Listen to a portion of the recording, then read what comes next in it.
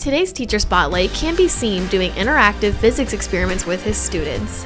Mr. Torlak has been a teacher here at Bayside for 9 years and loves what he does.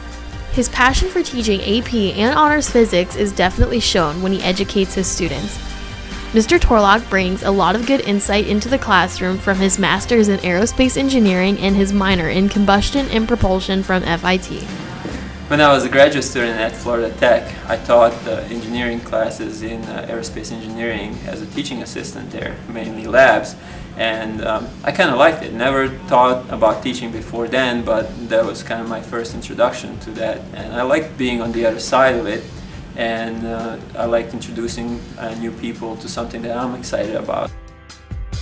Teaching students isn't always easy, since Mr. Torlak has high expectations for his students. Physics is famous for being one of the hardest subjects in school, and part of it is probably me too, that I have really high expectations for my students because I want them to strive for something higher. It's easy for settle for some mediocrity, but if I set my standards high, I hope that most of my students will rise to those high standards and climb the ladder up rather than just stay stagnant in their studies.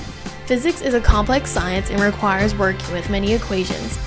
Mr. Torlak says the hardest part of his job is getting students to recognize concepts and apply the appropriate equations to practice problems. Above all, he especially hopes that his students will be able to relate the real world to what they have learned in physics. Thank you, Mr. Torlak, for all the things you have done for Bayside. We are privileged to have you on our staff, and we hope you have a great year. This has been Sarah Obarski reporting for the WBBN.